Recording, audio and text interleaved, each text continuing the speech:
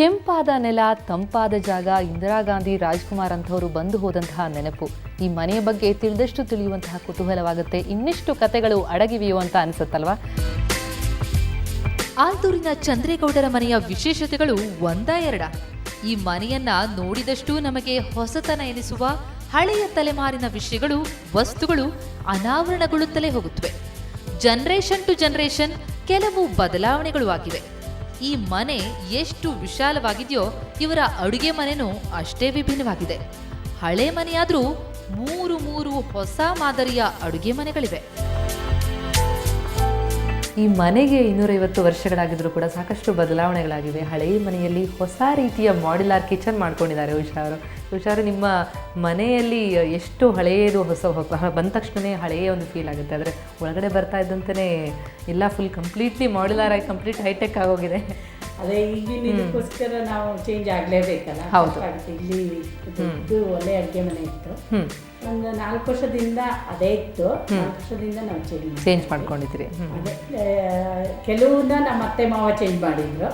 ಇನ್ನು ನಾವು ಮಾಡಿದ್ರಿ. ಇನ್ನೇನು ಬದಲಾವಣೆಗಳಾಗುತ್ತೋ ಗೊತ್ತಿಲ್ಲ. ಆದ್ರೆ ಕೆಲವೊಂದು ವಸ್ತುಗಳು ಇನ್ನೂ ಹಳೇದನ್ನೇ ಉಳಿಸ್ಕೊಂಡಿದ್ದೀರಾ. ನೋಡಿ, ಇದು ಹಿಂದೆ ಸಾರೆಲ್ಲ ಮಾಡ್ಬಿಟ್ಟಿದ್ರಲ್ಲಿ ಹೀಗೆ ಹಾಕ್ತಿದ್ರು. Okay okay. ಇದು ಸೇಗೆ ಮಿಷನ್. ಇದು ಹಳೆಯದು. ಓಕೆ. ಇದೆಲ್ಲ ಅಟ್ಟದಲ್ಲಿತ್ತು. ಆಕ್ಚುಲಿ ನನ್ನ ಮಗ ಬಂದಾಗ ಮತ್ತೊಂದು ಕೆಳಗಡೆ ಇರೋಣ ಅಂತ ಅವನಿದ್ದಾನೆ. ಇದು ಉಪಯೋಗಿಸಲ್ಲ ನಾವು. ಹಿಂದೆ ಹೇಗಿತ್ತು ಅಂತ ತೋರ್ಸೋದಕ್ಕೆ. ಅದೇ ಓಕೆ. ಬಹಳ ಹೇಗೆ ಉಪಯೋಗಿಸೋಂಥದ್ದು? ಹೀಗೆ ಎತ್ಬಿಟ್ಟು ಅದು ಹಿಟ್ ಮಾಡ್ಕೊಂಡಿರ್ತಾರಲ್ಲ, ಅದನ್ನ ಇಲ್ಲಿ ಹಾಕ್ಬಿಟ್ಟು ಹೀಗೆ ಗೊತ್ತಿದ್ರೆ ಕೆಳಗಡೆ ಓಕೆ. ಅದರಲ್ಲಿ ಅದೇ ತರ ಎಳೆ ಬರುತ್ತೆ.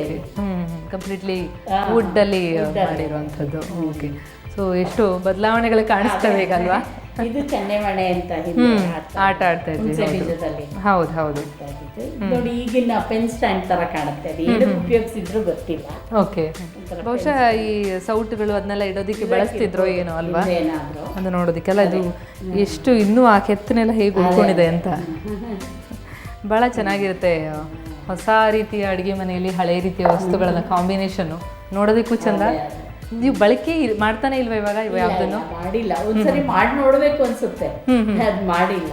ಅದನ್ನ ಸುಮ್ಮನೆ ಶೋಗಿಟ್ಟಿದೆ, ಅದನ್ನ ನೆನಪಿಗೆ. ವಂಡರ್ಫುಲ್. ಓಕೆ. ಮತ್ತೆ ಇನ್ನೇನೇನು ವಸ್ತುಗಳು ನಿಮ್ಮಲ್ಲಿ ಇರುವಂಥದ್ದು ನೆನಪಿಗೆ ಇರುವಂಥದ್ದು? ತುಂಬಾ ಇದೆ. ಎಲ್ಲ ಅಟ್ಟದಲ್ಲಿದೆ. ಮತ್ತೆ ಹಿಂದೆ ಭತ್ತನ ಪ್ರಿಸರ್ವ್ ಮಾಡೋಕ್ಕೋಸ್ಕರ ಹಗೆಯು ಅಂತ ಇತ್ತು. ಬಾವಿ ತರ ಮಾಡ್ಬಿಟ್ಟು ಅದರಲ್ಲಿ ಇಡ್ತಿದ್ರು. ಅದನ್ನು ಒಂದೆರಡು ಇದ್ದು ನಾವು ಕ್ಲೋಸ್ ಮಾಡಿದ್ವಿ ನಮ್ಮ ಕಾಲದಲ್ಲಿ. Okay okay. ಈಗ ದೊಡ್ಡ ಪಂತ ಎಲ್ಲ ಇದೆ.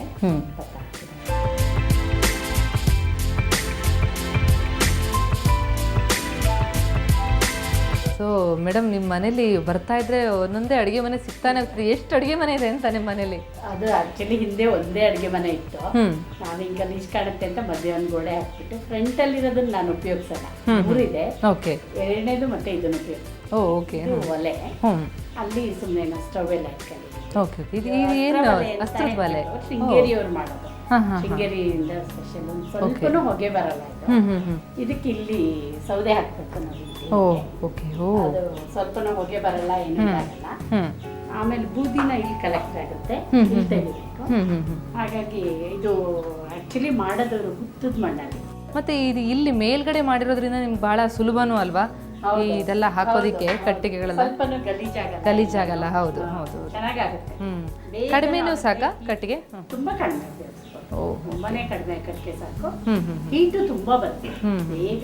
ಬೇಗ ಅಡಿಗೆ ಆಗುತ್ತೆ. ನಿಮ್ಗೆ ಬಹಳಷ್ಟು ಜನ ಬರ್ತಾ ಇರ್ತಾರೆ ಮನೆಗೆ. ಆ ಟೈಮಲ್ಲೆಲ್ಲ ಬಹಳ ಉಪಯೋಗ ಆಗುತ್ತಲ್ವಾ? ನಾವು ದನ ಸಾಕಿದ್ದೀವಲ್ಲ, ಹೌದು. ಹಾಗಾಗಿ ಮುಸ್ರೆ ಅದಕ್ಕೆ ಇದನ್ನೆಲ್ಲ ಬೇಯಿಸೋದಿಕ್ಕೆ ಅಂತೆಲ್ಲ. ಹೌದು, ಬಹಳ ಉಪಯೋಗ ಆಗುತ್ತೆ. ಮತ್ತೆ ಇದು ಈಸಿಯಾಗಿ ಹೊಗೆ ಕಂಪ್ಲೀಟ್ ಆಗಿ ಹೋಗೋದಕ್ಕೆ ನಿಮ್ಗೆ ಏನು ಒಳ್ಳೆ ಆ ಕಿಚನ್ ಮಾಡ್ಯುಲರ್ ಕಿಚನ್ ಅಷ್ಟೇ ಕನ್ವೀನಿಯಂಟ್ ಅಂತ ಅನ್ಸುತ್ತೆ ನೋಡೋದಕ್ಕೆ. ಏನು ಗಲೀಜಾಗಲ್ಲ.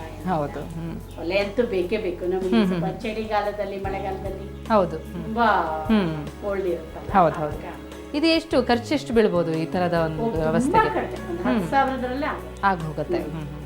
ಮತ್ತೆ ಹಳ್ಳಿಗಾಡಿನಲ್ಲಿ ನಿಮ್ಗೆ ಈ ಥರದ್ದು ಜಾಸ್ತಿ ಸಿಗೋದಕ್ಕೆ ಕಟ್ಟಿಗೆಗಳಲ್ಲಿ ಉಪಯೋಗಿಸೋದು ಸುಲಭ. ನಮ್ಗೂ ಸಿಕ್ಕುತ್ತೆ. ಹೌದು. ಕಟ್ಟಿಗೆನೂ ಕಡಿಮೆ ಉಪಯೋಗಿಸ್ಬೋದು. ಹೌದು. ಆ ಒಲೆಗೂ ಈ ಒಲೆಗೂ ತುಂಬಾನೇ ಕಡಿಮೆ. Okay okay.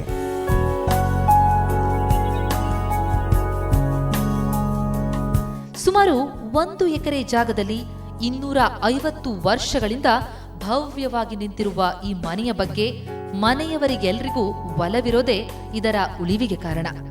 ಹೊಸತನ್ನ ಬಯಸಿದ್ರೂ ಹಳೆಯದನ್ನ ಉಳಿಸ್ಕೊಂಡು ಬಂದಿರೋದೇ ಈ ಮನೆಯ ಸೌಂದರ್ಯವನ್ನ ಇಮ್ಮಡಿಗೊಳಿಸಿದೆ. 100 ಕಾಲ ಬಾಳು ಅಂತ ಮನೆಯವರಿಗಷ್ಟೇ ಅಲ್ಲ, ಈ ತೊಟ್ಟಿ ಮನೆಗೂ ಹರಸುವ ಮನಸ್ಸಾಗದೇ ಇರಲ್ಲ.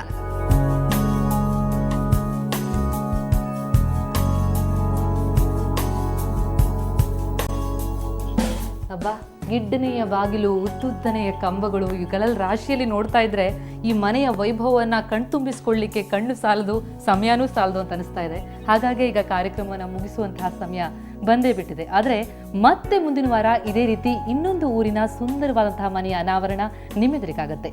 ನಿಮ್ಮೂರಿಗೆ ಬಂದರೂ ಬರ್ಬೋದು. ಕಾಯ್ತಾ ಇರಿ, ಹಾಗೆ ನೋಡ್ತಾ ಇರಿ ಸುವರ್ಣ ನ್ಯೂಸ್.